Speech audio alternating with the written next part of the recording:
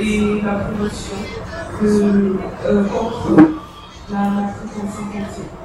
Alors, avant toute chose, permettez-moi de vous poser une question.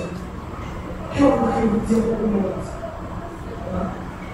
Avant d'épiloguer sur ce que moi je voudrais dire au monde, c'est d'abord à vous, à ce monde présent dans cette magnifique salle du collège de Bordeaux, que je voudrais poser une question. Je voudrais vous passer un message, et ce message, j'espère, changera les choses. Chers membres du jury, distinguez présence en complaisance, résumez mes civilités. Qu'est-ce que je voudrais dire au monde? Ce que je voudrais dire au monde, c'est réduit à deux mots. Chez moi. Je voudrais dire au monde que chez moi, les enfants ne disent pas « Maman, je ne pourrais pas finir mon père, je suis trop rassasiée ».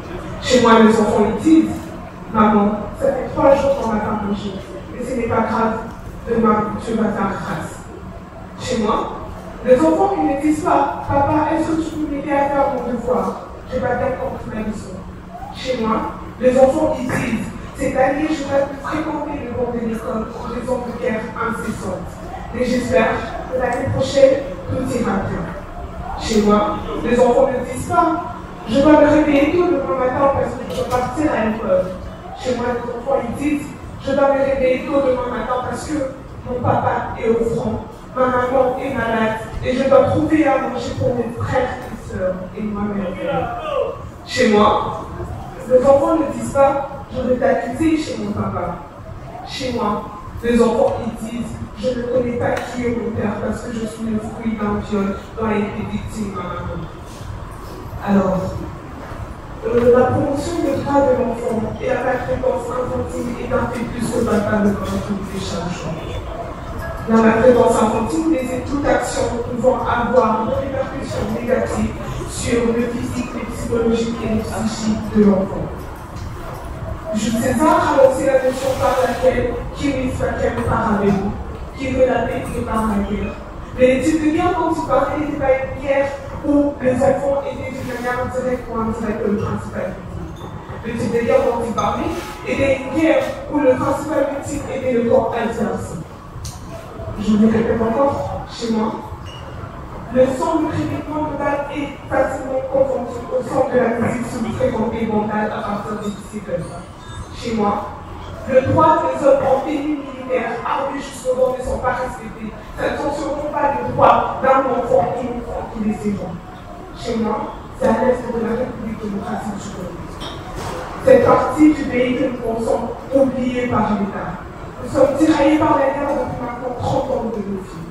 Il y a des enfants qui sont nés et grandissent sans savoir ce que c'est l'inquiétude pendant 2 jours d'affilée. Mais la question qui se pose, c'est à quoi l'enfant a droit. Si nous en tenons à la Convention internationale des droits de l'enfant, l'enfant a droit à énormément de choses. Je vous les cite, l'enfant a droit à la vie, l'enfant a droit à la route, l'enfant a droit à l'éducation, l'enfant a droit à la protection, l'enfant a droit à l'éducation. Quand je parle de protection, je parle de protection contre toutes sortes d'exploitation, de protection contre toutes sortes de maltraitance, protection contre tout ce qui pourrait porter atteinte à sa personnalité.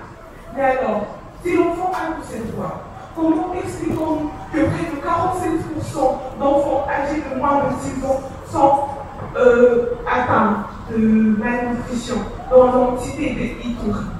Je suis sûre que beaucoup ne connaissent pas ce que c'est Ituri. Ituri est une entité institutive. Comment expliquez-vous que 4 millions d'enfants âgés entre 6 et 11 ans sont hors circuit scolaire dans notre pays en mi-2022? Si le droit des enfants doit être respecté, comment expliquez-vous qu'une femme sur 5 et un homme sur 15 ayant subi une forme ou une autre de contact sexuel forcé pendant leur petite enfance? Je vous le répète encore une fois, la maltraitance infantile et les droits de l'enfant sont des guerres où nous sommes tous appelés à être au front. Permettez-moi de vous les dire en mon nom. Sono amen toujours, un sono immunitaire di fronte, dove dispando le corps de victimes et Kadiouni. Je suis Alain Bonjour et je suis un militaire au front pour la promotion des droits de l'enfant. Dit Rikansi. Je vous remercie. Monsieur,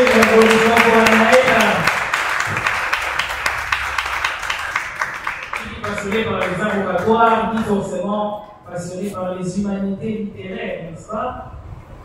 Vous pouvez me traduire juste les derniers mots que vous avez dit en latin là. Si, c'est en italien. Ah, c'est en italien. Oui. Ah, ça veut dire je te remercie. Ah, d'accord, merci. Il n'y a pas une phrase dans votre langue maternelle que vous pouvez placer maintenant pour expliquer ce que vous avez dit en non, il y a eu une phrase très longue. Ensemble, nous. Mimi, Amen, Njo. Nico. C'est le Swahili. Oui. C'est comme ça que vous aviez sorti ça avant. Non, non. Ah oui,